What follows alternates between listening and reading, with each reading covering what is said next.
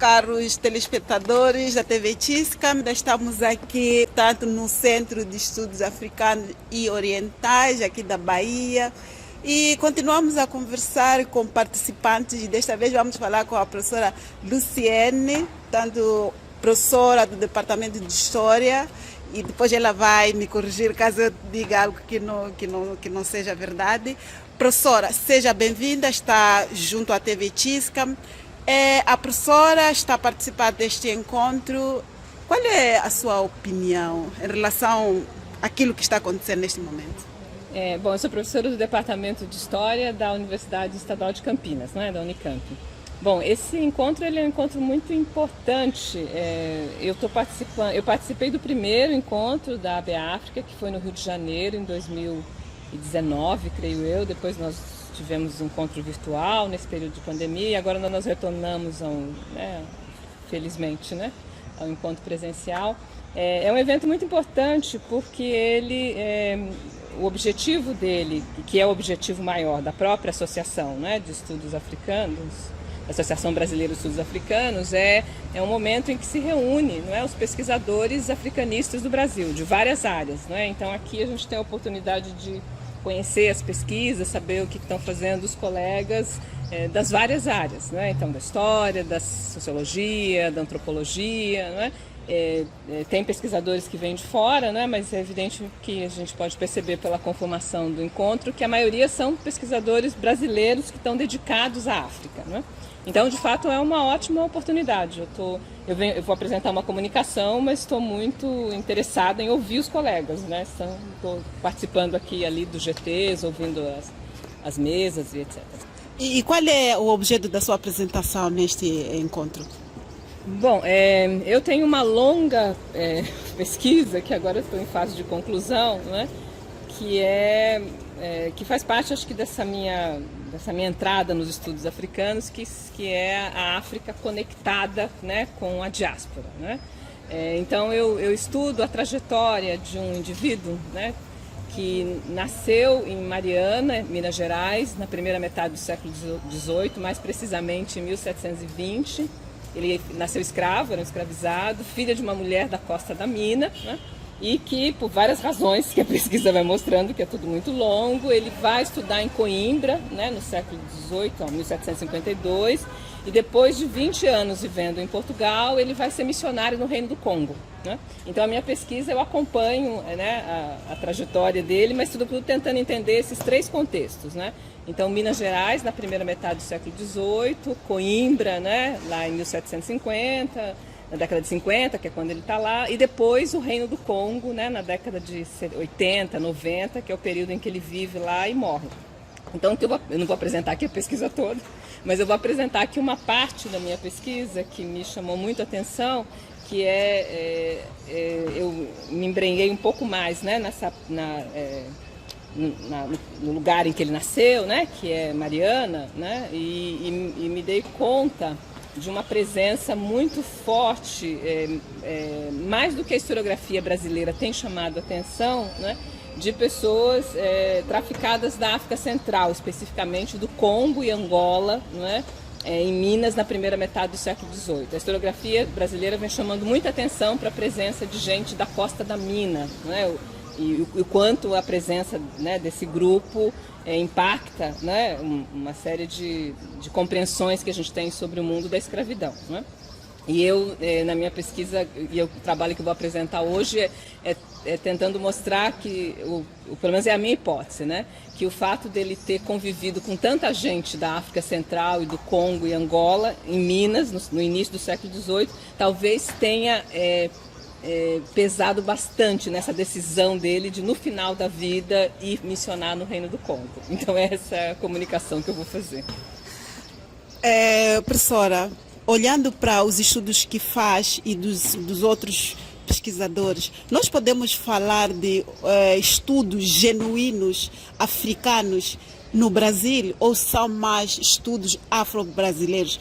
Como é que nós podemos situar os estudos africanos no Brasil? Eu acho que os estudos africanos feitos desde o Brasil têm particularidades. Eu acho que Uma das particularidades, com certeza, eu acho que é essa compreensão da África desde a diáspora. Eu acho que é isso. Mas eu acho que tem acho que tem outras dimensões também. São dimensões que dizem respeito, por exemplo, ao uso das fontes, né? Os pesquisadores brasileiros têm dado uma atenção muito grande, né, às fontes escritas, que de certa forma foram, com razão, né, foram muito criticados pelos historiadores africanistas como sendo essas que só seriam capazes de mostrar o ponto de vista do colonizador, o ponto de vista do branco e tal. Eu acho que o que a historiografia brasileira da escravidão mostrou, né, desde os anos 80, é que é possível leituras a contrapelos de fontes escritas que deixam, inclusive, a gente ouvir as vozes dos outros, né? Então, acho que assim, do ponto de vista metodológico, acho que é isso. Tem um olhar, então, a gente pode fazer, digamos que um grande mapeamento e ver que muitos historiadores, alguns historiadores brasileiros dedicados, né, sobretudo Angola, Moçambique, né, e outros contextos também, tem feito um esforço muito grande de ir aos arquivos, né, para trabalhar essas fontes coloniais, revisitar fontes coloniais que já foram trabalhadas. Agora tem um outro aspecto que eu acho que não é só, porque é isso, eu acho que tem essa ideia da diáspora, né, que digamos que influencia o nosso olhar sobre a África, mas eu acho que o que eu faço, né, e o que outros estão fazendo também é no sentido de reconhecer uma história conectada da África, né? Então, então não é só uma história afro-brasileira, né? Olhar para a África numa perspectiva de fazer uma história dos afro-brasileiros, mas é também chamar atenção para o fato de que há uma história, né? Ou seja, que conectou, né, determinadas partes da África ao Brasil, de forma que uma série de aspectos, inclusive fontes, né, ou inclusive histórias, né, que a gente capta aqui no mundo da escravidão, que estão reveladoras da própria história africana, né? Não sei se você podia dar um exemplo, né, que os colegas têm chamado a atenção para... um colega que tem trabalhado em Minas Gerais na primeira metade do século XVIII, né? Vou usar o exemplo da pesquisa dele porque eu li muito recentemente, né? Ele tem mostrado, então ele está pesquisando, Alday Rodrigues é o nome dele, então ele está pesquisando jejas, que na verdade são marcas étnicas, não é? Nas Minas Gerais no século XVIII. Então ele fez um grande mapeamento a partir dos documentos escritos das marcas étnicas que aparecem, né, documentadas nos registros brasileiros. É interessante, quando ele começou a estudar a fundo essas marcas, né, ele começou a se dar conta de que aquelas marcas chamavam atenção para presença na primeira metade do século XVIII no Brasil de pessoas oriundas de uma região do tráfico, né, no Daomé, antes do grande tráfico do Daomé, no Benin, que os historiadores africanistas ainda não tinham reconhecido.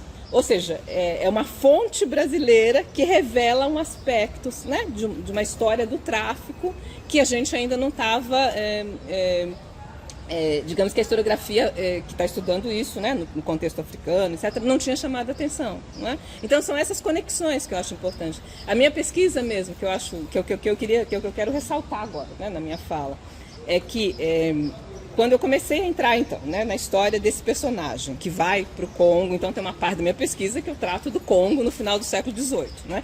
Mas aí eu me dei conta de que talvez que é importante, né, chamar atenção para esses congos que estavam em Minas na primeira metade do século XVIII, porque a historiografia brasileira não tinha se dado, né, ou não tinha chamado muita atenção, não tinha muito se importado, digamos, com esse contingente, como se ele fosse demograficamente insignificante, não é, né? Eu estou tentando mostrar, mas também o movimento que eu faço ir até, quer dizer, ir a história do Congo na primeira metade do século XVIII, me debruçar um pouco sobre a guerra civil no Congo na primeira metade do século XVIII, porque quando o Godinho, né, que é o personagem que eu estudo, vai para o Congo no final do século XVIII, ele também vai encontrar o Congo numa guerra civil, né? Então, ou seja, para mim a guerra civil do Congo, ele já sabia sobre ela antes dele sair do Brasil. Ele conviveu com gente que tinha saído do Congo justamente num contexto onde as guerras civis, né? Então é isso. Então eu acho que esse tipo de preocupação com a conexão e mesmo com a possibilidade de que fontes brasileiras podem, né, retornar, né, com questões novas para a própria história do continente africano, acho que também é uma marca muito importante, assim, que eu acho que singulariza, digamos, singulariza a contribuição, né? Não é que ela é melhor, mas é a contribuição, digamos que singular, né, dos historiadores brasileiros. Agora eu estou falando só do meu período, né, que eu estudo, que é o século XVIII, que é o período colonial. Eu acho que os colegas que estudam o século XIX, o século XX e tal, teriam outras questões a colocar, não é? Mas, de alguma forma, eu acho que essa questão metodológica das fontes escritas acompanha, né? Mesmo eu tenho alunos que estudam o século XX, o século XIX, e eles têm entrado muito nesse debate, ou seja, é possível você ouvir as vozes africanas mesmo nas fontes coloniais, né? É uma questão de métodos que a gente vai refinando, né? E os historiadores brasileiros da escravidão têm feito isso, né, há 40, 50 anos. É isso. Professora, só para terminar, última pergunta. A professora é negra, tem origem, portanto, africana. E aqui falaram-se muitos assuntos, não é? Africanos, pelo menos a sessão que foi apresentada. Qual é a leitura que a professora faz, olhando a sua realidade, a sua origem, como brasileira, afro, aqui no Brasil, e a África de hoje? Qual é a ligação que faz a África de hoje, a realidade de hoje, a sua realidade de uma afro-brasileira? Qual é a abordagem, qual é a leitura que pode nos ajudar a perceber esta ligação de hoje?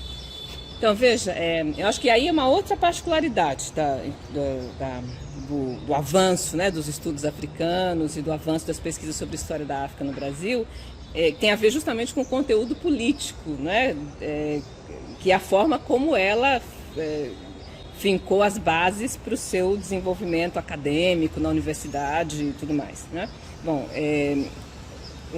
em 2003, né, uma lei federal tornou obrigatório o ensino de história da África, não só da história da África, mas da história da África, da história dos afro-brasileiros, da cultura africana e afro-brasileira, em todos os níveis de ensino no Brasil. Então, quer dizer, desde os pequenininhos do ensino fundamental, passando pelo ensino médio. Essa lei que tornou obrigatório, né, o ensino de história da África, é uma lei que resulta do atendimento de uma demanda política dos movimentos negros no Brasil. Não é? Então foi um compromisso político do primeiro governo do PT, do Lula, não é? De assumir pautas do movimento negro, que foi importante na sua eleição. Então, acho que isso ajuda a entender um pouco a dimensão política da história da África no Brasil, porque quando os movimentos negros estavam reivindicando isso, né, lá nos anos, quer dizer, desde os anos 80, né, mas seja que, enfim, tem o seu projeto estabelecido em 2003, o que eles estavam colocando em questão a valorização da população negra no Brasil, né, ela também precisa se pautar no reconhecimento de que nós temos uma história que antecede a história, que antecede a condição de escravizados no Brasil, né? Então, acho que isso é um aspecto importante, ou seja, digamos que um primeiro ponto aí da relação dos afro-brasileiros, né, com a África, que é uma perspectiva que está nos movimentos negros no Brasil, é essa de que, veja só, é preciso reconhecer, não é, que a história, que a nossa história não começa com a história da escravidão. A gente tem uma história anterior, né? E essa história anterior diz muito sobre aquilo que a gente é e vai ser no Brasil, não é? Então você tem toda uma discussão que passa pela historiografia, mas também pelos movimentos negros, de reconhecer as contribuições africanas ao Brasil, não é? Então, e aí assim, você tem uma história tradicional que durante muito tempo tratou as contribuições africanas como folclore, não é? Como coisas menores, não é? Então, acho que o que você está dizendo é que ao estudar ou ao se debruçar sobre a história da África, o que a gente está dizendo você tem contribuições africanas relevantes do ponto de vista social, político, econômico, cultural, à formação do Brasil, né? Então, pessoas como eu, né, como você mencionou, evidentemente que eu tenho uma evidente origem africana. Né? Quando eu fui, a primeira vez que eu fui a Angola, eu me lembro que as pessoas diziam, mas de que parte é a sua família? Né? E aí eu sou obrigada a dizer, não sei exatamente de que parte é a minha família. E as pessoas diziam, não, mas você se parece com gente do Malange. Né? Aí eu olhava para o senhor que trabalhava no arquivo e dizia assim, nossa, ele lembra muito meu avô materno. Né? Mas é isso, quer dizer, eu não tenho a origem precisa, tenho fragmentos da história da minha família que de fato remetem mesmo a Angola, né? Então isso, mas eu não tenho certeza a respeito disso, né? Então eu acho que é isso. Então eu acho que a história da África no Brasil, ela cumpre, né? Digamos que essa agenda, ela faz parte de uma agenda política maior, né? Que é essa de dizer, olha, nós temos uma origem que antecede a condição de escravizados, né? Enfim, a nossa história não começou com a escravidão, né? Então acho que é isso. Eu acho que tem, bom, aí tem outros debates, né? Que eu acho que o movimento negro foi entrando. A gente tem feito muitos debates que eu acho que têm sido importantes, né? Porque não há dúvida também que o movimento negro, num primeiro momento, tinha uma frente, né? De reconhecimento, inclusive reconhecimento político de pautar realmente políticas nacionais, né, na luta contra a apartheid, né, ou seja, o movimento negro nos anos 70 no Brasil tinha na sua imprensa muita atenção aos movimentos de independência em Angola e Moçambique, tem pesquisas legais sobre isso, né, você vai ver, né, ou seja, você estava ali querendo atentar para as questões que envolvem a África contemporânea, né, mas de outro lado também você tem uma visão que de alguma forma, no primeiro momento, tentava fugir um pouco disso que é a gente encarar uma África contemporânea com todos os conflitos, né, que vocês apresentaram hoje, né, nessa mesa que foi interessantíssima, né, da qual vocês participaram, que é isso, ou seja, aquilo digamos que as nossas origens, mas também aquilo não é um lugar idílico, né, até porque não existe lugar idílico em lugar nenhum do mundo e os africanos são, né, pessoas como qualquer outras no mundo. Então eu acho que quando a gente se volta ao passado, eu acho que também tem isso, tem temas difíceis, né, que foram temas difíceis, hoje acho que não são mais, né, reconhecer o debate em torno da escravidão na África, sim, mas aí é você reconhecer que a África é complexa, você tem, né, exploração do homem pelo homem, né, e da mulher pelo homem, né, você tem uma série de desigualdades que são históricas, né. Enfim, então eu acho que é isso, eu acho que então eu falei, quer dizer, eu acabei falando de mim, mas eu acho que dentro de uma, assim, me entendendo como parte de uma geração, né, eu acho que eu me entendo realmente como parte dessa geração de professores negros, hoje na universidade, pesquisadores dedicados à África, né, mas que com certeza, né, foram muito impactados, né, por esse lugar político da África, né, na história dos movimentos sociais negros, né, das identidades negras contemporâneas no Brasil. Acho que é isso. Professora, a última palavra, vou lhe deixar a última palavra, professora. Obrigada. Depois, eu não sei, me digam qual é o canal, né, porque a gente pode divulgar aqui no Brasil, porque parece que o projeto de vocês é muito interessante. Não sei se aqui, portanto, a TV Tiscam estava a conversar com a professora Luciene, da Universidade de Campinas. Ela está no departamento de ciência, de história.